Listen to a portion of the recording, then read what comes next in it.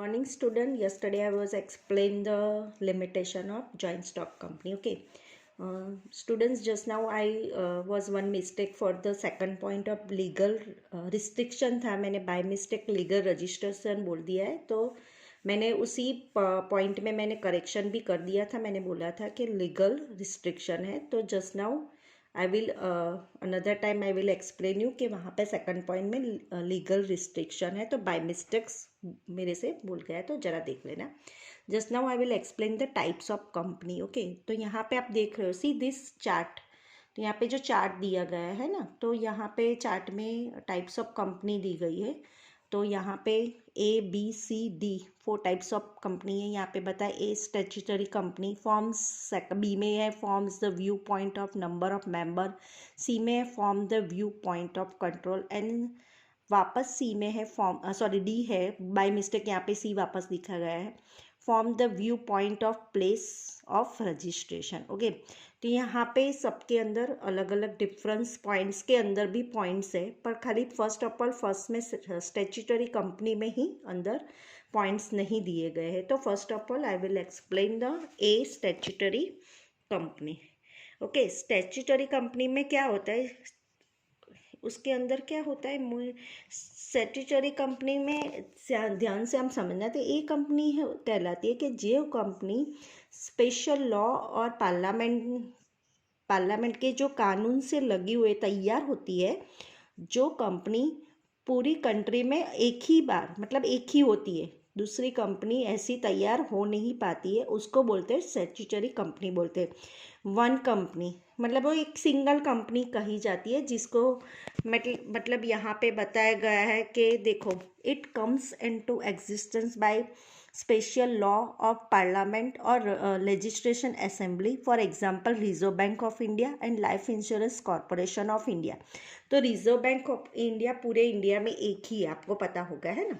And Life Insurance corporation भी पूरे India में एक ही है, दूसरी कोई कंपनी है नहीं लाइफ इंश्योरेंस कंपनी की. और रिजर्व बैंक ऑफ इंडिया भी ओनली वन ही ऐसी है बैंक जो दूसरी कोई भी है नहीं. पूरी रिजर्व बैंक ऑफ इंडिया पूरी इंडिया में चलाती है ना.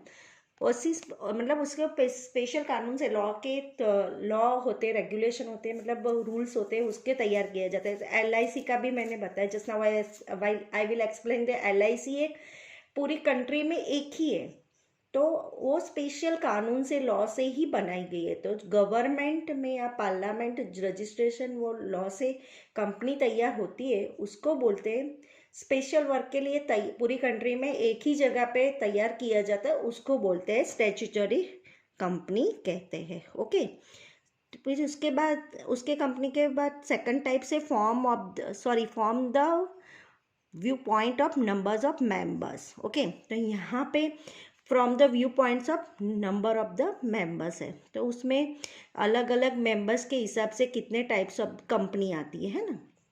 तो मेंबर के हिसाब के यहाँ पे 3 टाइप्स है, पब्लिक कंपनी, प्राइवेट कंपनी और 1 पर्सन कंपनी. तो first of all I will explain the public company. यहाँ पे देखो अपने चार्ट में, सी दिस चार्ट यहाँ पे लिखा है, और उसमें अलग अलग डिफरेंट टाइप्स ऑफ है. जैसे पहले समझेंगे हम पब्लिक कंपनी, है ना. तो first of all I will explain the public company. तो as per companies act, a company which is not a private company is public company, in which minimum 7 members are necessary. There is no registration on maximum number of members. This company can give invitation to general public to purchase its shares and debentures. There is no restrictions on transfer of share. Okay. There are 3 types of public company from the viewpoint of liability of member. Okay. तो यहाँ पे public company में क्या होता है, as per companies act, मतलब उसके rules के हिसाब से हमको जाना है. ओके, जो कंपनी प्राइवेट नहीं कहलाती, जो गवर्नमेंट की कंपनी होती है, उसको पब्लिक कंपनी बोलते हैं. नंबर ऑफ मेंबर के हिसाब से हम समझे तो जिसमें मिनिमम 7 मेंबर्स होते हैं, तो मैक्सिमम कोई रिस्ट्रिक्शन उसमें होता नहीं, जितनी चाहे वो मेंबर्स हो सकते हैं, ऐसी कंपनी को पब्लिक कंपनी कहलाई जाती है. मैंने आगे just now I was explain the, आगे भी मैंने कर दिया था. ये कंपनी अपने शेयर्स जनरल पब्लिक के लिए ओपन रखते हैं. कोई भी इंडिया का पर्सन होता है तो इसके लिए इस कंपनी के शेयर खरीद सकते हैं और उसको ट्रांसफ़र भी नो रिस्ट्रिक्शन और ट्रांसफ़र और शेयर, मतलब शेयर ट्रांसफ़र करने में भी कोई प्रॉब्लम नहीं होता है। और उसके अंदर 3 टाइप्स है, company limited by share capital, company limited by guarantee and company by unlimited liability. Okay, तो राइट, यहाँ पे पहले हम first I will explain the company limited by share capital. Okay, तो यहाँ पे क्या आएगा, first of all the liability of the members of company is limited up to the face value of shares of the company purchase by them. This company has to insert the word limited at the end of name. Okay, तो यहाँ पे जो company limited उनके members की liability होती है, उनकी share की उनकी जितनी ही होती है उसे कंपनी की लिमिटेड बाय शेयर कैपिटल कहलाता है। जिस मेंबर ने जितने भी शेयर खरीदे हैं, परचेस किए हैं, उसके अगर मुझे मतलब मुझे कंपनी के मेंबर्स बनना है, तो मैंने उस कंपनी के मैंने 10,000 शेयर्स परचेस किए, तो मेरी लायबिलिटी सिर्फ 10,000 शेयर के परचेस के जितनी ही होगी, उससे ज़्यादा नहीं होगी। ऐसी कंपनी कहलाती है company limited by share capital. मतलब कोई की मतलब जो अंदर काम करते हैं उनके करोड़े में बात होती है, मतलब उन्होंने, मैंने just now I will explain the 10,000 shares, मतलब जितने शेयर खरीदे, मतलब जितने शेयर परचेस किए उतनी ही उनकी लायबिलिटी होती। मतलब लॉस हो जाए तो उनको अपनी पर्सनल प्रॉपर्टी ये सब वगैरह कुछ बेचने की, कोई एसेट्स वगैरह बेचने की ज़रूरत नहीं पड़ती है। जितना उन्होंने शेयर परचेस किया उतनी ही उनकी लिमिटेशन होती है। Second, a company limited by guarantee. The liability of the member of the company is limited up to the amount guaranteed by them. Members has to pay guaranteed amount at the time of liquidations of the company. Okay, तो आपको समझ में आ ही गया होगा कि company limited by guarantee, मतलब जो भी मैंने पहले बताया कि जितनी लायबिलिटी होगी वो आगे हमने पढ़ा, तो उसी तरह company limited by share capital. ऐसी ही कंपनी दूसरी, ऐसी कोई कंपनी को पहचानने के लिए नाम के एंड में आपको लिमिटेड लिखा होगा, वो भी आपको ध्यान रखना है ना, वो मैं बताना भूल गई थी।